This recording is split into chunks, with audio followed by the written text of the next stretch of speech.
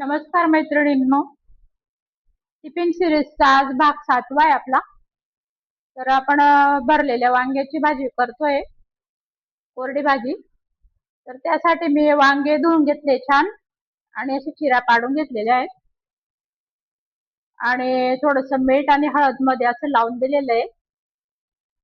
आता आपण हे शेंगदाण्याचं कूट बनवलेलं आहे, थोडंसं लसूण टाकलाय, शेंगदाणे टाकलेत, 5-7 चमचे शेंगदाणे असतील ते शेंगदाण्याचं कूट, आणि थोडी कोथिंबीर, हळद, चटणी एवढं टाकलेलं आहे. तुम्हाला वाटलं तर थोडासा मसाला पण टाकू शकता तुम्ही. तर आता हे आपण भरू याच्यामध्ये आणि शिजायला ठेवू, मग त्याला वाफवायला वांग्यांना. तर याच्यामध्ये थोडंसं पाणी टाकून द्यायचं, कूटमध्ये थोडंसं टाकायचं म्हणजे छान बाइंडिंग होऊन जाईल ते. थोडंसं तेल टाकून द्यायचं.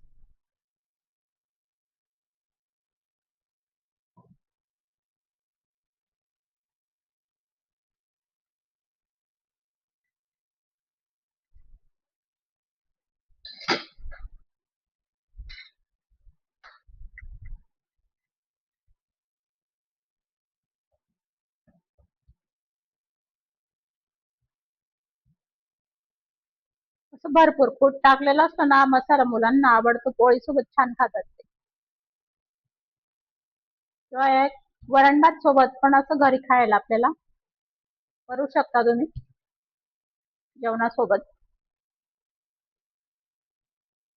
तर डब्याला एका मुलाला एवढे पुरेसे होऊन जातात वांगे, 4-5. असं भरून द्यायचं छान गोळे.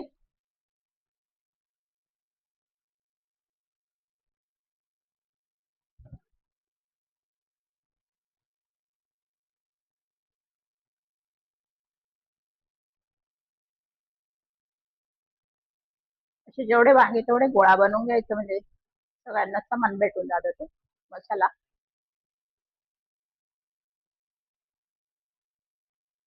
भरपूर मसाला भरून द्यायचा.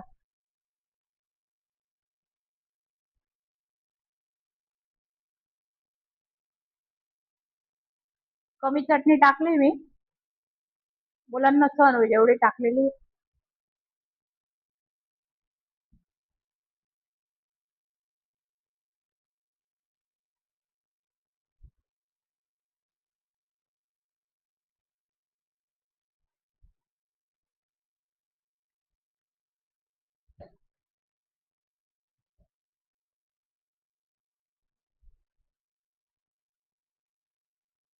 अशा पद्धतीने छान भरून द्यायचं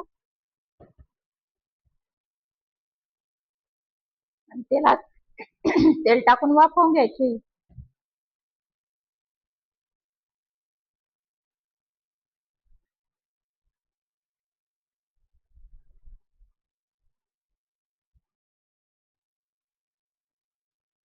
त्याच्यात तेल टाकून द्यायचं कढईत, 2-1 पळ्या टाकून द्यायची. अशी वांगी टाकून द्यायची.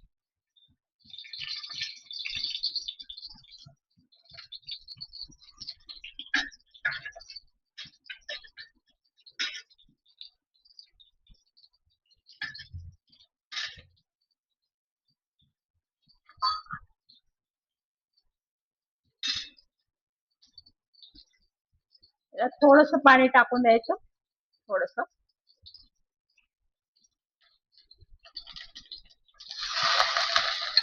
आणि असं झाकून द्यायचं.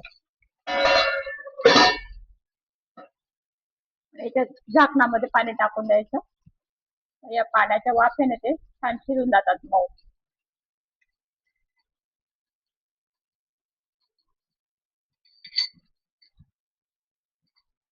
मंद आचेवर होऊ द्यायची तिला, किंवा कुकर मध्ये 1 शिटी पण केली यांची तरी चालतं.